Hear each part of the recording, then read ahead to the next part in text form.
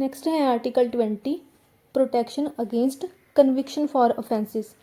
ये क्या कहता है कि किसी भी क्राइम से रिलेटेड जो इंसान है उनको ऐसे ही उठाकर जेल में नहीं डाल सकते जब तक वो इंसान दोषी साबित नहीं हो जाते। जब तक कोर्ट ये नहीं कह देता कि हाँ वो पर्टिकुलर इंसान क्रिमिनल है, उसने क्राइम करा है, वो गिल्टी है, तब तक उसको पुलिस अरेस्ट नहीं कर सकती। इसको हम एग्जांपल से समझते हैं। सपोज ए और बी के बीच में झगड़ा हुआ और इस झगड़े में दोनों ने एक दूसरे को मारा भी। अब जो बी था वो पुलिस के पास चला गया और उसने ए के अगेंस्ट एफआईआर करवाई।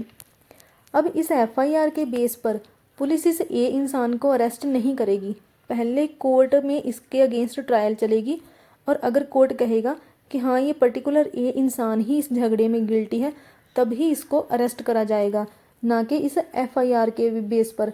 क्योंकि ऐसा भी तो हो सकता है ना कि इस झगड़े में बी गिल्टी हो बट पुलिस ने अगर इस ए को इस एफआईआर के बेस पर अरेस्ट कर लिया तो वो तो ए के साथ इनजस्टिस हो जाएगा, वो तो ए के साथ नाइंसाफ़ी हो जाएगी। तो ऐसी नाइंसाफ़ी ना हो इसीलिए ही इसके अगेंस्ट ही प्रोटेक्शन दी गई है आर्टिकल 20 में। अब ये जो आर्टिकल 20 एंड इवन आर्टिकल 21 ये दोनों इतने ज़्यादा इम्पॉर्टेंट हैं कि कैसी भी सिचुएशन हो इनकी वायोलेशन नहीं हो सकती। चाहे इंडिया में नेशनल इमरजेंसी चल रही हो, चाहे वॉर भी चल रही हो, कैसी भी सिचुएशन हो इन राइट्स की वायोलेशन नहीं हो सकती। ऐसी प्रोटेक्शन मिली हुई है इन दोनों राइट्स में। तो ये आर्टिकल क्या कहता है, that it grants protection against arbitrary and excessive punishment to an accused person.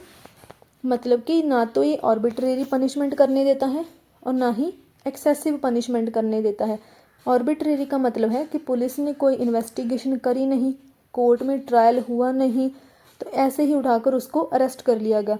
जैसे कि ए के अगेंस्ट दोष साबित हुआ ही नहीं बट पुलिस ने एफआईआर के बेस पर उसको अरेस्ट कर लिया, तो वो क्या होगी, आर्बिट्रेरी पनिशमेंट। और ऐसे ही है एक्सेसिव पनिशमेंट, मतलब कि जितनी लॉ में पनिशमेंट दी गई है उतने टाइम के लिए ही जेल में रखा जाएगा, ना कि उससे ज़्यादा टाइम के लिए।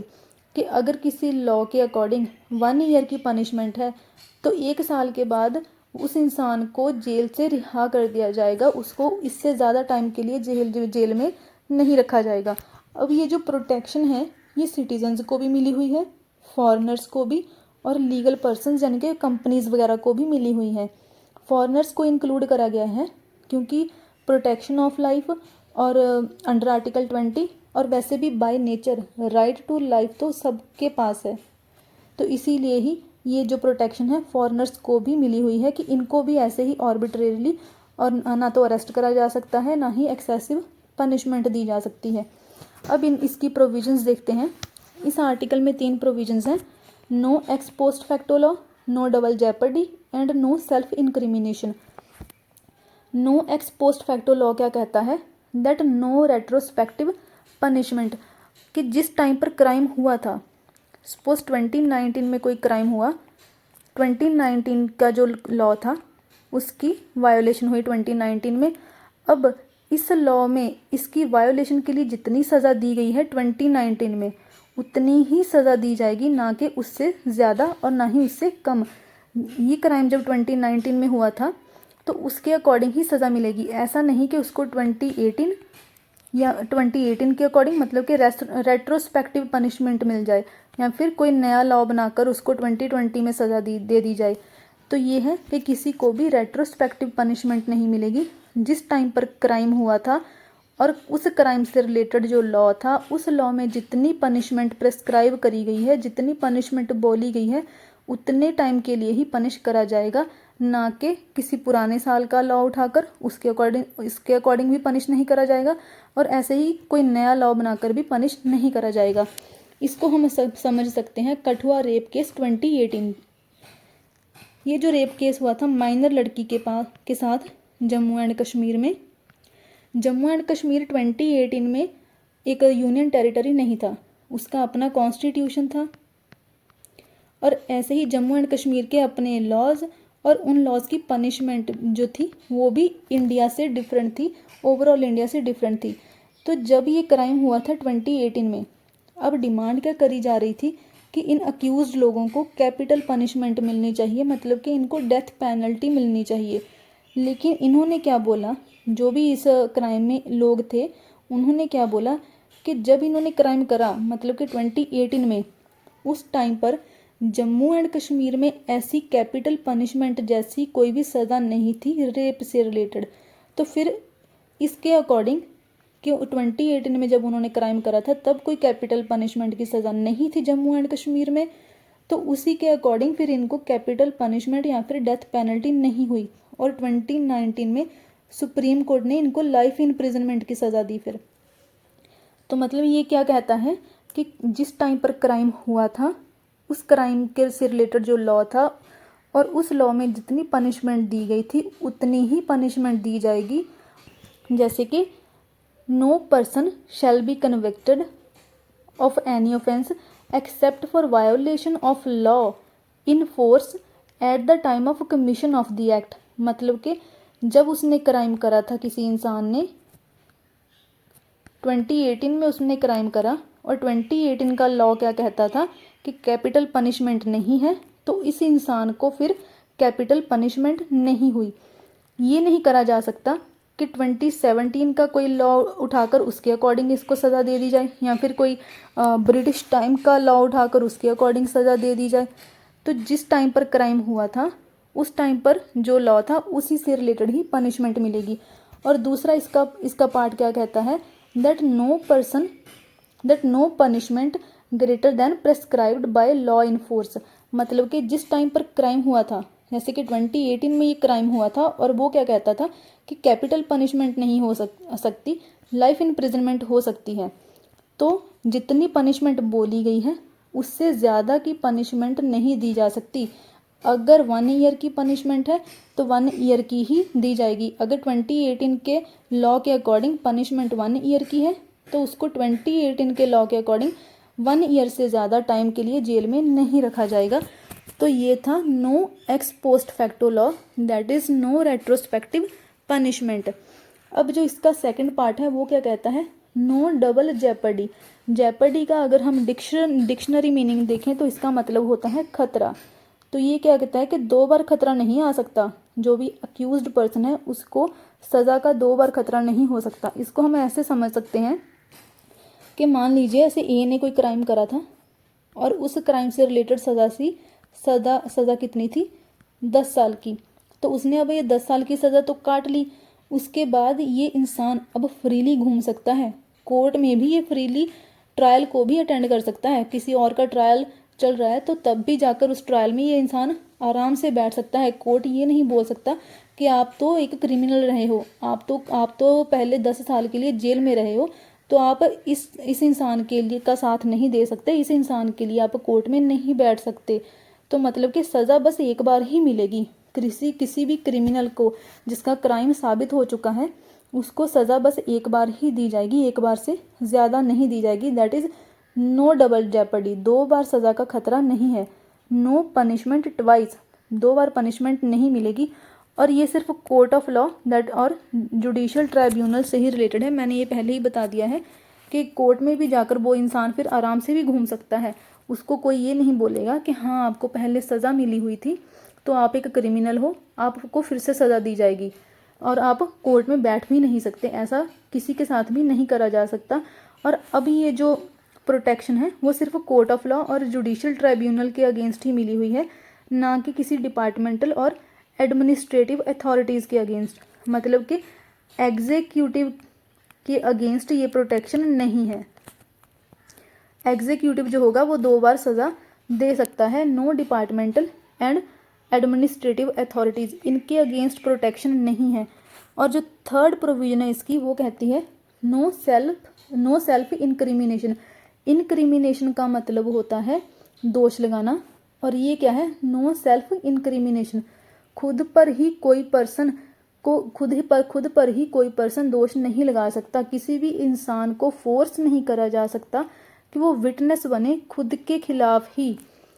मान लीजिए कोई ये पर्सन था, ए को अब पुलिस ने करा किसी भी क्राइम से रिलेटेड अरेस्ट कर लिया पुलिस ने, इसको रिमांड में ले लिया पुलिस ने।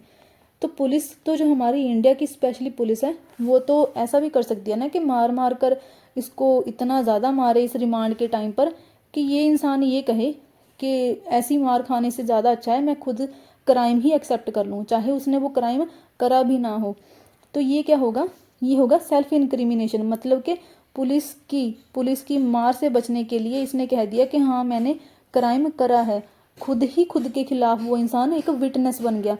और ये ओरल एविडेंस के अगेंस्ट भी है और ऐसे ही डॉक्यूमेंट्री एविडेंस के अगेंस्ट भी प्रोटेक्शन मिली हुई है। मतलब कि ये जो इंसान ए था, पुलिस उसको कंपेल नहीं कर सकती कि आप ओरल एविडेंस दो खुद के खिलाफ ही, मतलब कि बोलकर ये कह दो कि हाँ आपने क्राइम करा है। ऐसे ही डॉक्यूमेंट्री एविडेंस, कोई डॉक्यूमेंट प्रेजेंट करने के लिए भी इसको फोर्स या फिर कंपेल नहीं करा जा सकता। तभी तो जो भी जिसके भी अगेंस्ट कोई ट्रायल चल रहा होता है किसी भी इंसान के अगेंस्ट, तो वो कहता है कि हमें पुलिस रिमांड में मत रखो, हमें जुडिशल रिमांड में रखो, जुडिशल कस्टडी में रखो। क्योंकि ये जुडिशल कस्टडी और पुलिस रिमांड ये दोनों डिफरेंट होती हैं। पुलिस रिमांड में तो ये होता है कि मार मार कर भी ये बुलवा लेती है कि हाँ आपने ही क्राइम करा है, तो इसी के अगेंस्ट ही प्रोटेक्शन इसमें मिली हुई है। अब इसमें लेकिन कुछ एक्सेप्शंस हैं। एक्सेप्शंस क्या कहती हैं कि अगर कोई क्राइम हुआ है और उस क्राइम से रिलेटेड ज़रूरी है कि मटेरियल ऑब्जेक्ट्स को प्रेजेंट करा जाए, मटेरियल ऑब्जेक्ट्स को प्रोड्यूस करा जाए। मटेरियल ऑब्जेक्ट्स का मतलब जैसे कि कोई क्राइम सीन था, वहाँ पर कोई चाकू मिल गया जिससे क्राइम हुआ था, तो वो क्या होगा, एक मटेरियल ऑब्जेक्ट होगा। तो कोई भी जो इंसान होगा, जो अक्यूज्ड होगा, वो ये नहीं बोल सकता पुलिस को कि हाँ मैं आपको ये चाकू तो ग्रैब करने नहीं दूंगा, इस चाकू को एज एविडेंस यूज़ करने ही नहीं दूंगा।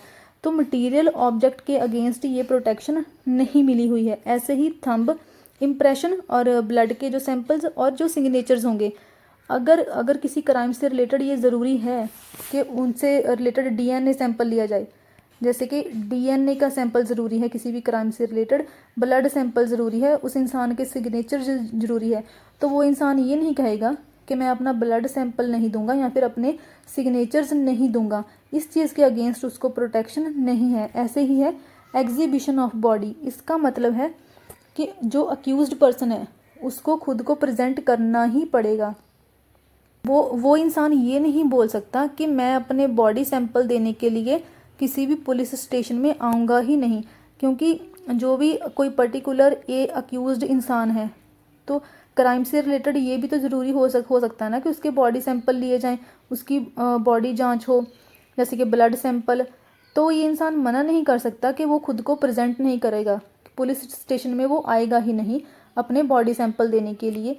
तो ये था कि अगर एग्जीबिशन ऑफ बॉडी है तो इस केस में भी जो प्रोटेक्शन है नहीं मिली हुई है। अब इस चीज़ से रिलेटेड कुछ इंपॉर्टेंट केसेस हैं।